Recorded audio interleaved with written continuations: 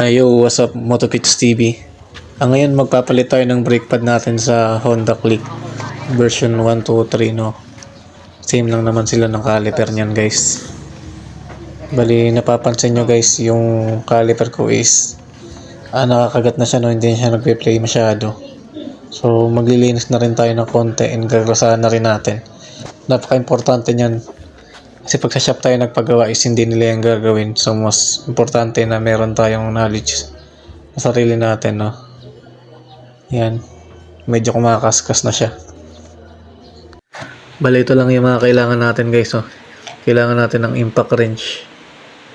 Yan yung pinaka kailangan natin. So kung wala kayong impact wrench is pwede naman kayo gumamit ng mano-mano. Kailangan din natin yung itong bala ng T40 na flower. Pwede kayong gumamit ng normal lang na flower type, no? Yung mano-mano lang.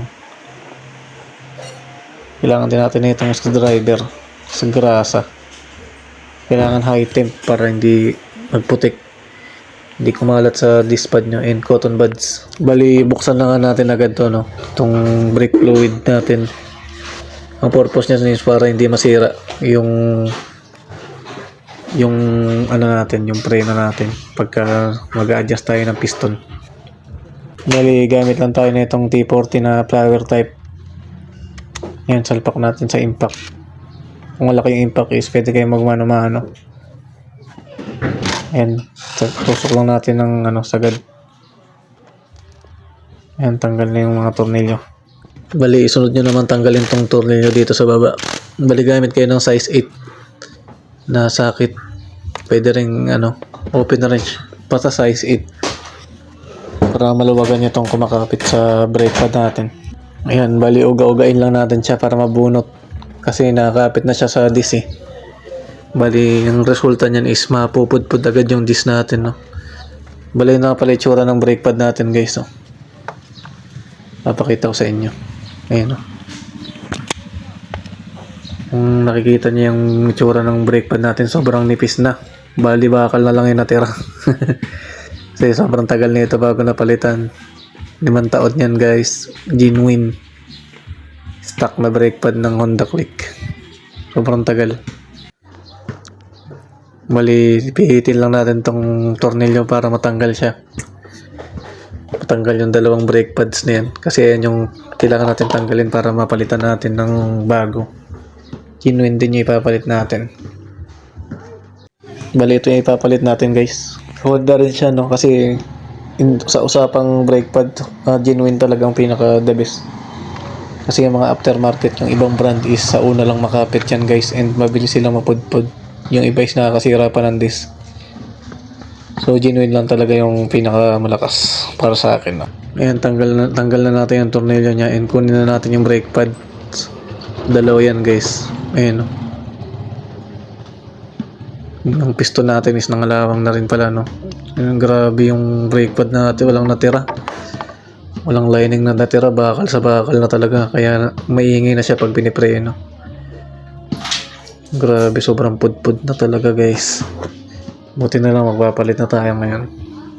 Bali, bunutin din natin to, no? Ito kasi gagrasahan din natin yan. Left right nyo lang. Para matanggal, no? Huwag nyo persahin. Bali, itong rubber, isayaan nyo lang dyan yan. Silagyan natin grasa yan sa loob. Yung piston natin, may mga debris yan. Bali, steel brushin din natin yan. Titinira natin. Para matanggal yung mga yan. Kasi yan yung nagpapabara sa natin, eh. Sa piston natin, para hindi siya nagpi-play. And ang tendency niyan is hindi siya maglalaro. And yung para lagi lang siya nakapreno, no? Lagi lang siya nakakapit sa disc. Kaya kailangan natin malinis yan. Bali, gamit lang tayo na itong cotton buds, no? Para makuha natin yung mga lumang grasa sa loob niyang caliper natin. Napaka-importante ng steps na to kasi pagka hinalo natin yung luma sa bago, ang tendency niyan is magpuputik. Bali wala rin yung bagong grasa na nilagay natin. Bali yan siya, guys. Bali, kuha lang kayo ng thinner o kaya ng gasolina panlinis dito sa caliper nyo. Ito, kinuha ko yung thinner yan, guys. Ayan, kuha kayo ng detailing brush o kaya kahit anong brush nyo, toothbrush. Linisin nyo lang yung mga grasa-grasang namo, saka yung mga debris na yan, yung mga carbon deposit dyan sa piston nyo.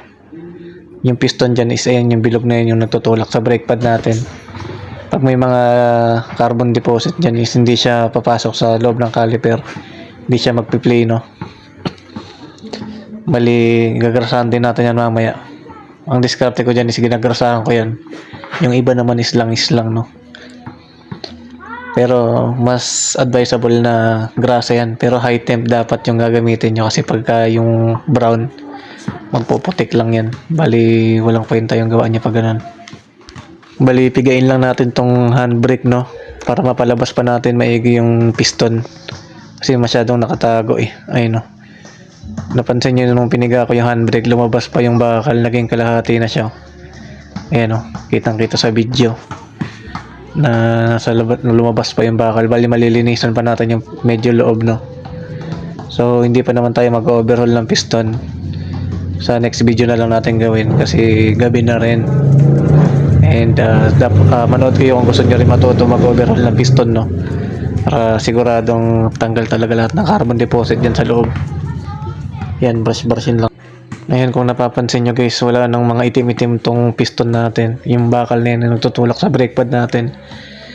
Pansinin nyo, wala na yung mga carbon deposit nya. So meaning to say is maganda na yung play nya. And yung kalawang is normal naman yan, lalo na pag matagal na yung unit nyo. And maglagay tayo ng grasa dito sa bilog, yung butas na yan. Kasi dyan natin isusuksok yung isa pang magtutulak sa brake pad natin, no. Ayan, dapat high temp, mas maganda. Pwede yung brown, kaso di ko ina-advise yung brown na grasa kasi mabilis yung matunaw. Magkukos lang ng putik-putik yan guys. Ayan, lagyan din natin tong kabila, no. Bali yung piston, lagyan din natin ng grasa yan. Ayan. Bali smooth na ulit yung play niya. Bali, balik na natin yung tinanggal natin kanina na bakal. Pasok lang natin sa butas na ginarasahan natin, no. Ngayon yung itsura na pagbalik. Bali, smooth na ulit yung plane niya. Ugot-ugutin niya para gumanda yung plane. Para grasa talaga yung plane niya, no. Smooth talaga yung pasok.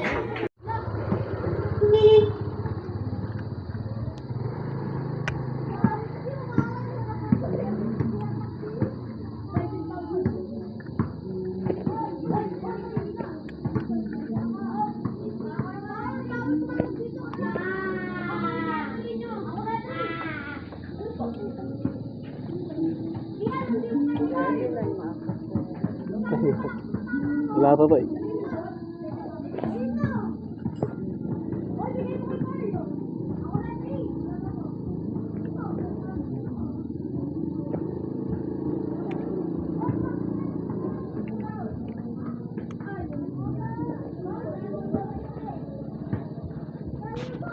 Mali, salpak lang natin tong brake pad guys. Ayan. Balik kung di nyo mabasa uli yung brake pad, itulak nyo muna yung piston, no. Gamit kayo ng kahit anong pangalso. And mas maganda kung flat screw yung gamit nyo. And kung di pa kayo sanay is bumili kayo ng puller sa Shopee. Kasi mas maganda kung may puller kayo dito, no, yung para mawalik na talaga natin yung piston sa loob. Kasi may pressure yan sa loob eh. Mahirapan kayo itulak yan. Bali, gamit kayo nito guys yung screwdriver na flat screw.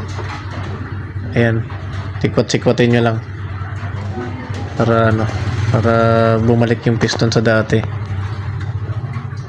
Bali, yan nga pala yung tamang positioning ng brake pad guys. Yung dalawang bilog is nandito sa sa bandang likuran. Bali, yan yung dalawang bilog na part ng brake pad natin is yun yung sasaksakan natin ng tornilyo. Kaya dapat ganyan yung pagkabit nyo guys. Bali, ipasok na natin siya dito sa disc natin, no. Balik lang natin sa dating pwesto. Ayan, smooth na ulit yung plane ng caliper natin. Ayan, bali gamit lang ulit kayo na itong T40 na flower type, no, para masikipan ulit natin yung thread. Ayan, bali dito na natin tapusin yung video. Huwag nyo lang kalimutan mag-like and subscribe guys kung may natutunan kayo sa video natin. Thank you guys.